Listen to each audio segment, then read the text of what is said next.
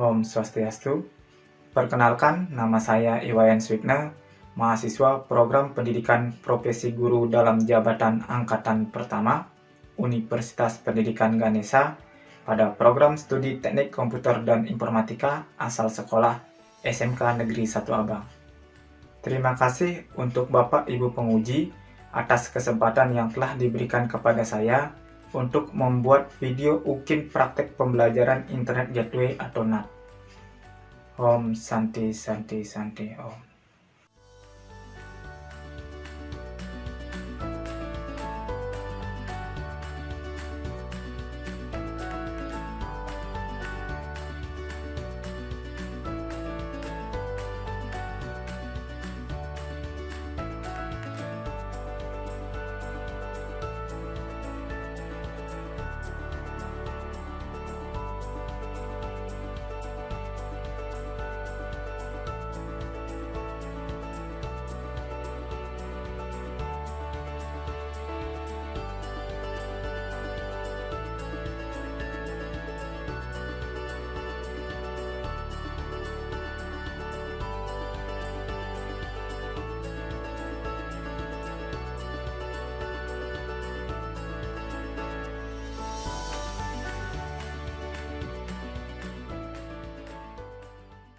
Halo, selamat pagi anak-anak.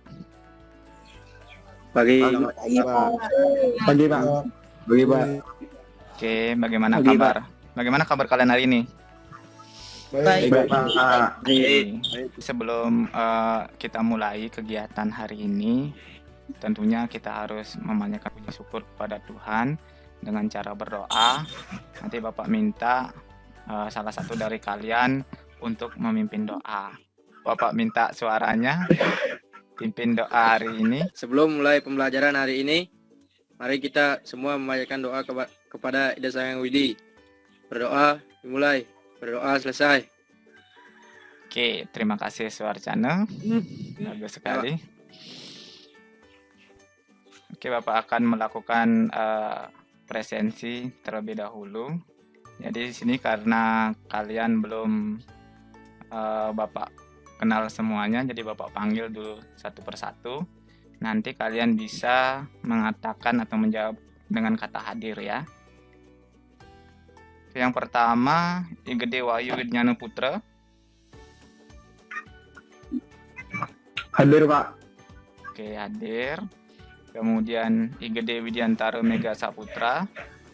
Hadir Pak. Pasak Bayu Atmaja. Ini kedua OSIS ya. Pasak kedua OSIS ya. Hadir Pak, hadir. Budi Loka. Hadir, Pak. Hadir. Meliantini. Hadir, Pak. Intan Widnyani. Hadir, Pak. Kira-kira materi apa yang sudah kalian terima di semester 1 dan semester 2 pada kelas 11? Masih ingat? Satu aja dah, materi apa yang kira-kira kalian ingat di semester 1 dan 2 pada kelas 11? Kelas 11 lah, kelas 11 ya? Kelas 11. Protokol runting. Oh, protokol routing. Oke, apalagi kira-kira? Sampai freewell. Sampai firewall ya. Ya. Oke. Yang pertama mungkin VLAN, masih ingat VLAN? Masih ingat VLAN ya. Jadi itu nanti konsep akan VLAN. ya, Yang pertama konsep VLAN. ya benar. Yang pertama itu konsep VLAN. Jadi itu nanti akan kalian gunakan di saat nanti kalian akan melakukan uji kompetensi keahlian. Jadi UKK nanti konsep VLAN itu akan dipakai. Kemudian ada routing. Oke, benar, ada protokol routing. Kemudian yang terakhir mungkin ada firewall. Oke, kalau ini kelihatan nggak? Kelihatan, Pak, kelihatan. Kelihatan, Pak. Ya saya enggak Pak. Ya, sabar, itu tergantung dari jaringan. Oh ya.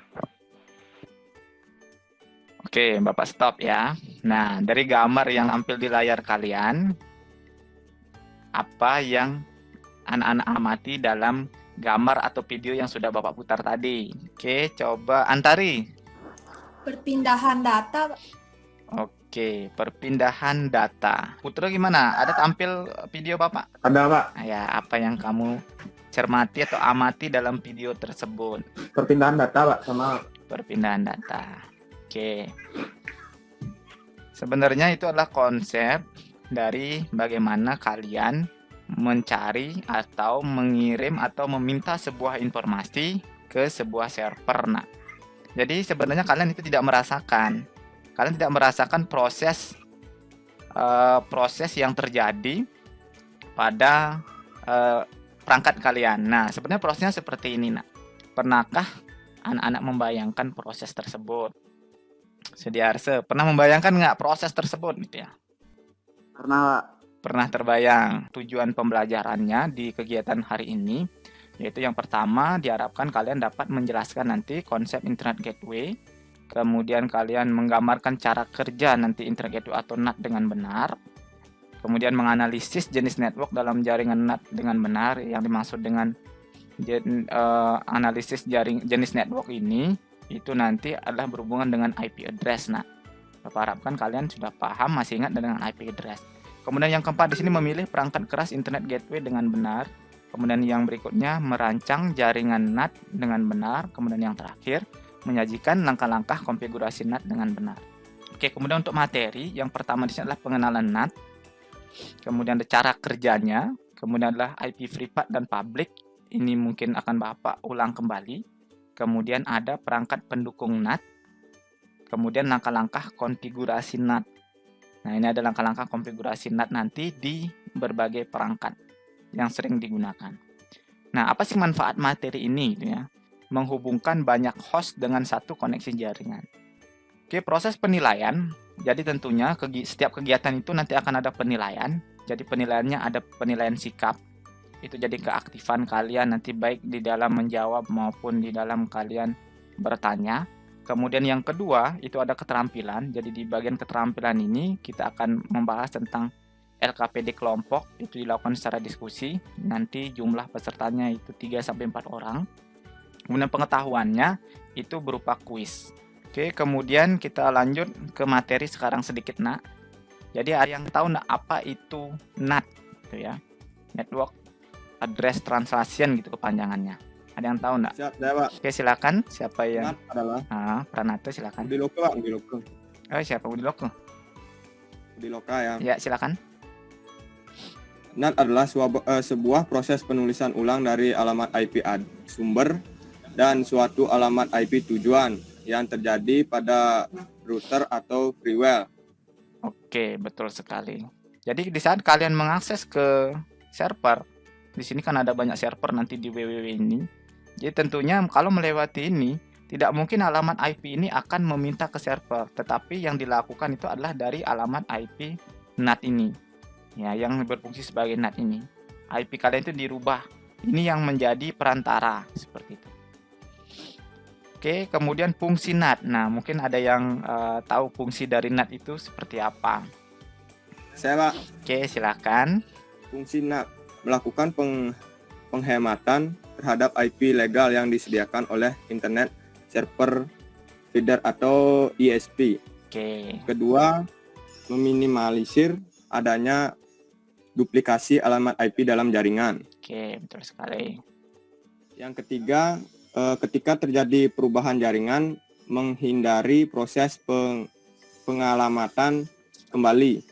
Oke, betul sekali. Yang keempat, menambah fleksibilitas untuk terhubung dengan jaringan internet. Oke. Yang kelima, melakukan peningkatan terhadap keamanan sebuah jaringan. Oke, kemudian cara kerja NAT. Saya, Oke, Saya, Pak. silakan Putra ya. Oke, Pak. Putra ya, silakan.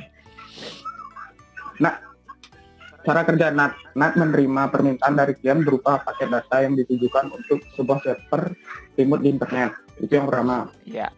Yang kedua, NAT kemudian mencatat alamat IP klien, lalu menyimpan ke dalam tabel translasi alamat. Selanjutnya, alamat IP komputer klien tersebut diubah oleh NAT menjadi nomor IP NAT.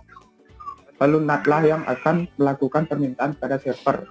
Itu yang kedua. Yang ketiga, server kemudian merespon permintaan tersebut dari sudut pandang server yang terlihat dari alamat IP NAT, bukan alamat IP klien yang meminta dari data bersangkutan.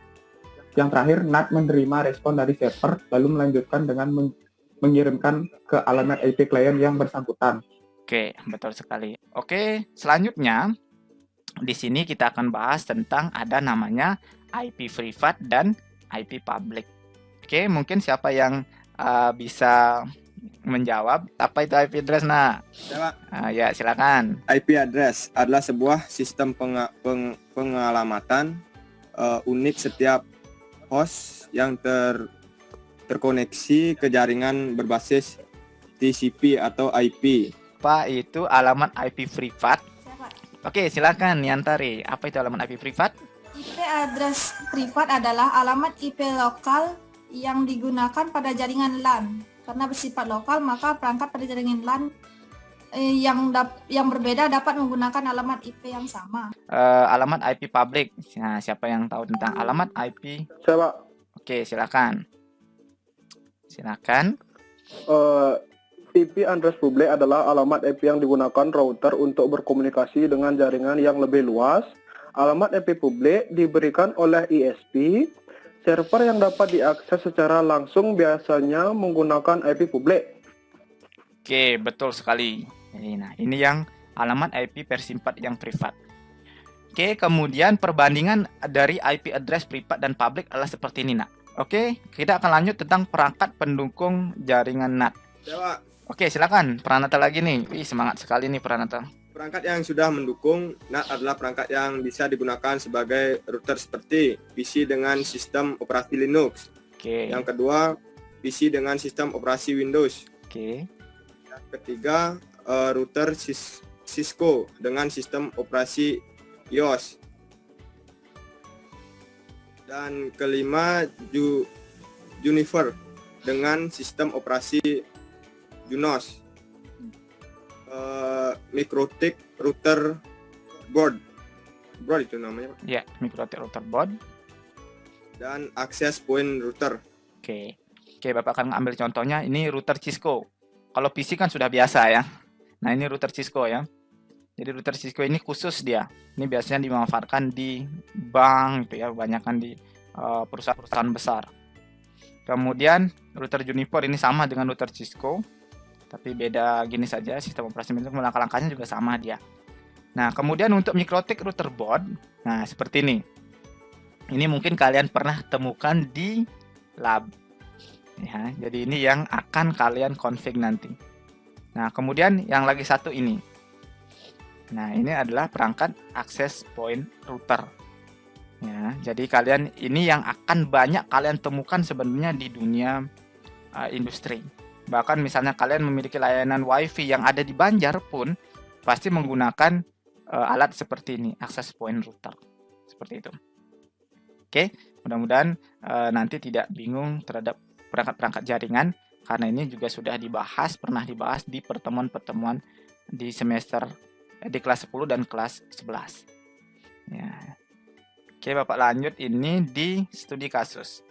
Pada sebuah kantor berlangganan jaringan internet dengan kecepatan 30 Mbps.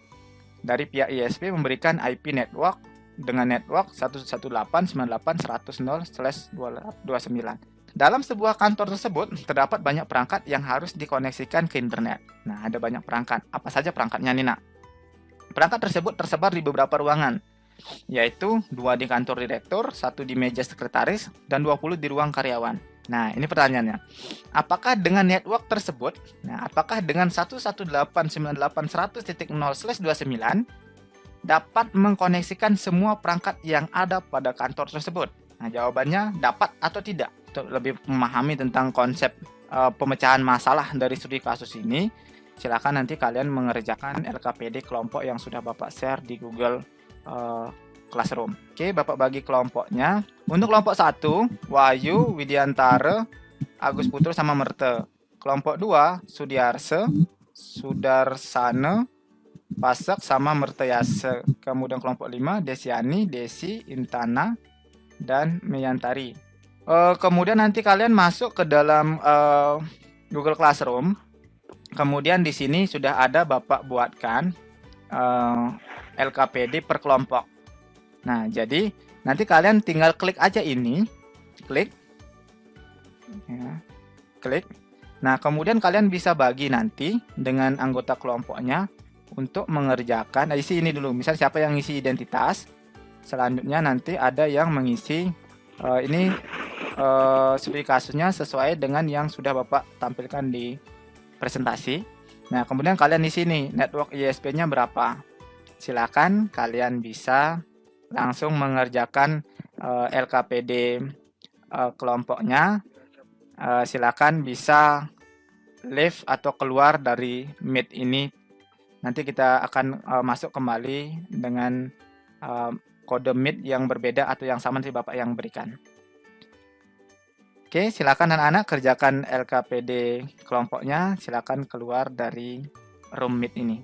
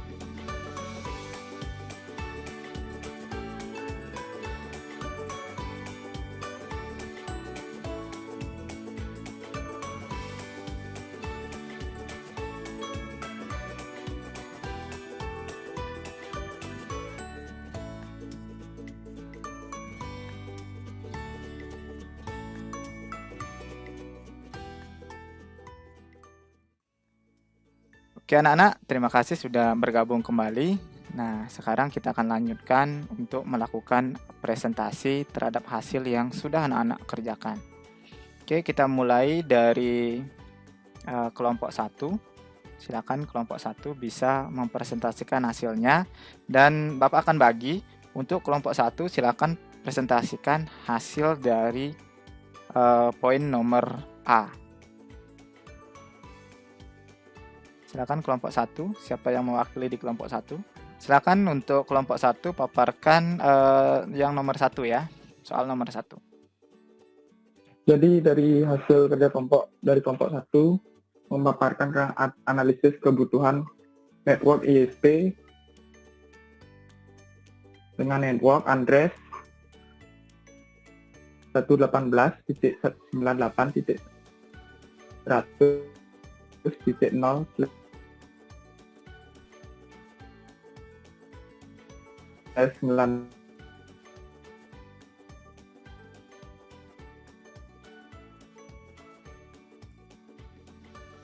Oke, agak sedikit putus-putus. Putra.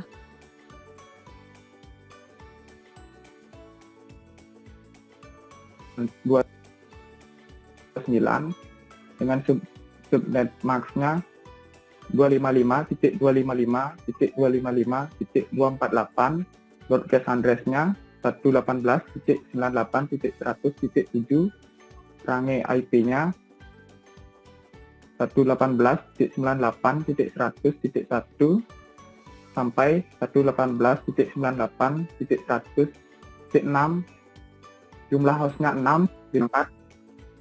Dengan kesimpulan analisa berdasarkan pengamatan yang telah dilakukan, jaringan yang disediakan oleh ISP tidak dapat memenuhi permintaan dari kantor tersebut.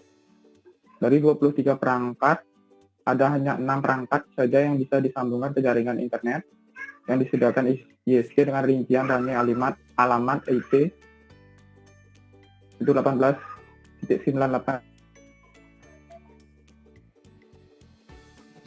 Oke. Bagus sekali. Untuk kelompok 1 biarkan dulu share screen-nya. Oke, jadi dari analisisnya diberikan oleh ISP itu hanya 6 ya. Kemudian di kantor tersebut memerlukan 23. Jadi dengan konsep seperti ini berarti dari analisisnya sudah benar ya, sudah benar analisisnya. Nah, nanti kita akan pecahkan dari analisis ini di poin yang nomor 2 dan nomor 3. Oke, terima kasih kelompok 1. Untuk kelompok lain ada yang berbeda konsepnya? Apakah sama seperti itu? Tidak dapat terhubung atau dapat terhubung? Ada yang dapat memenuhi syaratnya? Sama ya? Sama gini ya? Sama analisisnya? Oke, bagus. Ya, oke, sama analisisnya ya. Oke, jika sudah sama analisisnya berarti untuk poin nomor 1 sudah clear ya. Berarti dari kesimpulannya tidak bisa mencukupi ya. Nah, silakan sekarang tutup presentasinya untuk kelompok 1. Kita kasih aplaus dulu untuk kelompok 1 untuk analisisnya ya. Kasih tepuk tangan untuk kelompok 1, bagus sekali. Kita akan lanjut sekarang ke kelompok berikutnya. Oke, untuk kelompok 3 yang dipaparkan itu adalah di poin nomor 2 dan nomor 3 ya. Baik, di sini saya akan mempresentasikan dari kelompok 3 rancangan jaringan yang dibutuhkan, yaitu ada menggunakan MikroTik yang IP-nya 192.198.200.0/29 dan untuk switch-nya menggunakan IP 192.168.100.0/24. Dan yang ketiga pengalamatan jaringan lokal. Untuk network address-nya yaitu 192.168.100.0/24. Untuk subnet mask-nya yaitu 255.255.255.0. Untuk broadcast address-nya yaitu 192.168.100.255. Untuk range IP-nya 192.168.100.1 sampai 192.168.100.2. titik 254. Untuk jumlah hostnya di sini 254. Untuk jenis IP-nya yaitu private, karena jenis IP private masuk ke 192.168. Oke, bagus sekali. Jadi untuk yang dipaparkan tadi desain jaringannya seperti itu. Jadi di atas itu adalah IP yang dari ISP berarti ya. Yang di bawah ini berarti alamat IP dari yang kita komplik sendiri, itu ya. Ya. Oke, memerlukan berarti dari analisis tadi kita memerlukan satu alat ya yang disebut dengan router. Gitu ya. Router ya. Ya, router ini. Jadi router ini yang akan anak-anak pilih apa tadi? Mikrotik ya. Ya. Oke. Mikrotik bagus sekali. Ya, mikrotik itu sebenarnya banyak dimanfaatkan ya. Bisa misalnya kalau kalian di hotel-hotel itu biasanya dipakai itu adalah mikrotik. Nah, jarang biasanya pakai Cisco. Ya.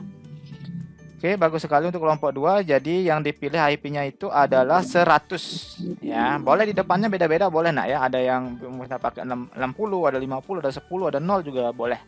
Yang 192.168. Ingat bahwa tadi sudah Bapak jelaskan bahwa yang 192.168 itu adalah IP privat. Oke, bagus sekali. Oke, bagus sekali untuk kelompok 2. Kita kasih plus untuk kelompok 2. Ini kelompok 3, Pak. Kelompok 3 kasih plus untuk kelompok 3. Sorry ya kelompok 3. Ya. Oke, untuk siswa yang lain, untuk kelompok yang lain, adakah yang berbeda di desainnya? Rata-rata desainnya Bapak lihat tadi sama ya. Desainnya sama, tetapi yang berbeda mungkin di pengalamatan yang di bawah ya. Yang di bawah itu pasti beda. Ya. Bapak lihat tadi ada yang pakai 60, ada pakai 50 gitu ya, ada yang pakai 10. Oke, kita lanjut sekarang lagi satu kelompok dah ya. Untuk menyelesaikan poin nomor 4 dan nomor 5. Oke, silakan tadi kelompok berikutnya ya, kelompok 4 coba kelompok 4. Terima kasih. Di sini saya akan mempresentasikan untuk perwakilan dari kelompok 4. Nah, di sini saya akan menjelaskan dari nomor 4 sampai nomor 5. Ya. Perangkat pendukung yang dipilih ya seperti nama perangkat, kita memilih itu adalah mikrotik. Untuk keterangannya kita mudah membeli perangkatnya. Ya. Untuk di sini nomor 5 itu adalah langkah-langkah konfigurasi perangkat ya. Jadi masuk ke dalam IP firewall. IP firewall dan ya.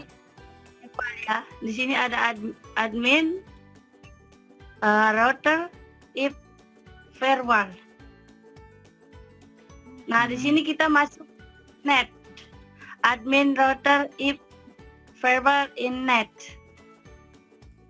Ya, terus kemudian berikutnya ini ada ya.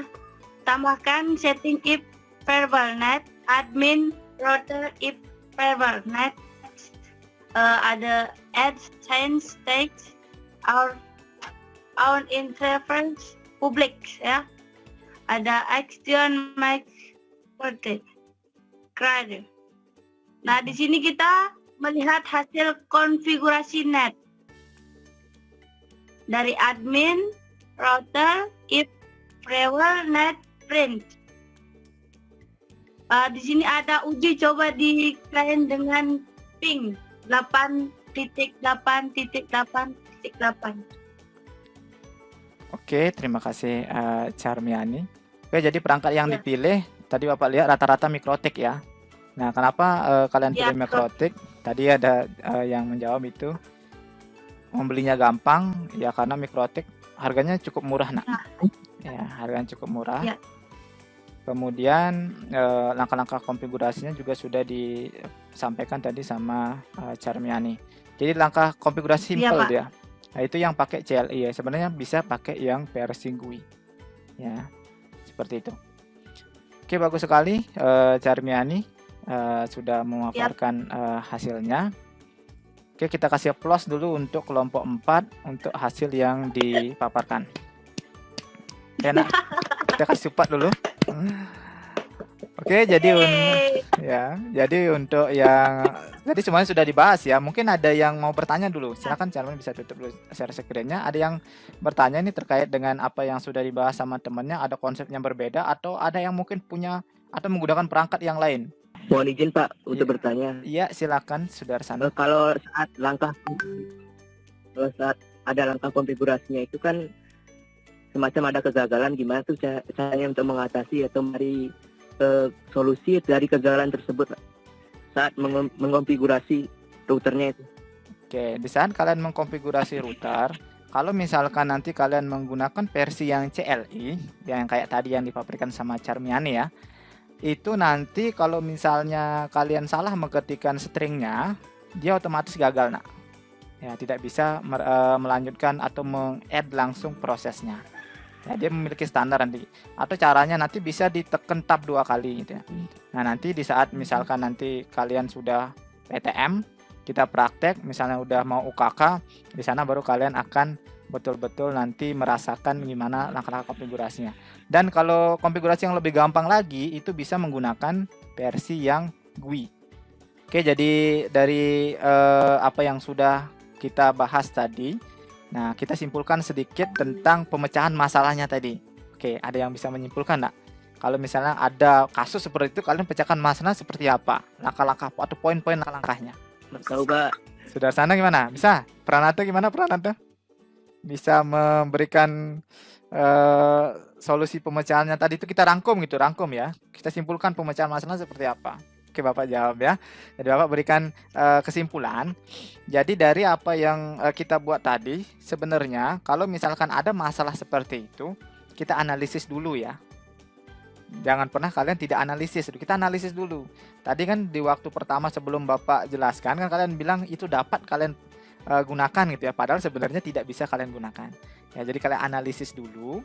Setelah kalian analisis, baru kalian tentukan tindak lanjutnya seperti apa. Misalkan, ataukah kita memerlukan routing lagi untuk mengkoneksikan semua perangkat di sana, berarti kita memerlukan alat. Jadi kita buatkan desainnya, kemudian kita rancang IP address-nya. Setelah itu, kalau kita lakukan konfigurasi perangkatnya. Setelah itu, uji coba. Nah, itu langkah-langkah untuk pemecahan masalahnya ya. Oke, untuk hari ini kita akan simpulkan kegiatan belajar kita hari ini, apa yang sudah kalian dapatkan tadi dari awal sampai akhir kegiatan belajar kita hari ini. Ada yang bisa menyimpulkan? Oke, Sudarsana silakan. Oke, silakan. Terima kasih atas waktunya yang diberikan untuk Bapak. Kesimpulan yang saya dapatkan dari pembelajaran hari Senin hari ini, yaitu kita dapat mengetahui apa itu artinya NAT, jaringan-jaringan, tentang IP address, dan mengkonfigurasi jaringan internet tersebut, dan mengetahui bagaimana cara mencari IP snapping. Oke, bagus sekali ya. Jadi sebenarnya tadi hanya sedikit kurangnya ya. Jadi kalian juga tadi membahas tentang, kita bahas juga tentang IP privat dan IP public. Ya, kemudian kalian mencari ring IP. Ya, itu juga kita bahas tadi ya. Materi apa yang susah kalian pahami? Mungkin Antari bisa jawab. Yang susah kamu pelajari hari ini? Yang membedakan itulah privat sama publik, itu IP privat sama publiknya itu gimana? Jadi kalian coba buat IP, kemudian kalian analisis sendiri itu IP-nya itu privat atau publik. Nah, seperti itu ya. Itu antara cara pemecahan masalahnya. Jadi harus terus diulang-ulang. Oke, tadi juga Sudarsana bilang dikonfigurasi ya. Memang dikonfigurasi memang agak sedikit susah. Nanti kalau ada trouble itu memang agak sedikit susah di sana. Oke, jadi Bapak di sini kasih reward, kasih applause nanti, kasih nilai tambah itu kepada beberapa teman kalian yang sudah aktif. Jadi tadi di sini ada Pranata, Putra, kemudian Antari, kemudian Yase, kemudian ada Charniani, kemudian ada juga tadi Sudarsana. Charmiani itu Pak. Charmiani ya. Oke, Iya Pak. Charmiani. Jadi itu sudah aktif. Nanti Bapak akan lihat kembali siapa yang aktif. Nanti Bapak akan berikan nilai plus ya untuk kalian. Lalu kita kasih tepuk tangan dulu untuk teman yang sudah aktif. Nah, mudah-mudahan di pertemuan berikutnya tambah aktif kembali, dipertahankan ya. Oke, nanti selanjutnya silakan kalian mengerjakan kuis yang sudah Bapak buat di classroom. Nah, itu kuisnya sudah ada 5 soal. Jadi nanti kalian kerjakan kuis itu, harapannya semuanya tuntas. Ya. Kemudian untuk materi berikutnya kita akan bahas tentang NAT, tetapi lebih mendalam di bagian jenis-jenis daripada NAT. Sebelum Bapak akhiri, mari kita tutup kegiatan ini dengan doa. Bapak akan minta salah satu dari kalian untuk memimpin doa. Bapak pilih Antari ya untuk memimpin doa. Silakan Antari pimpin doanya. Berdoa sesuai keyakinan masing-masing. Berdoa mulai.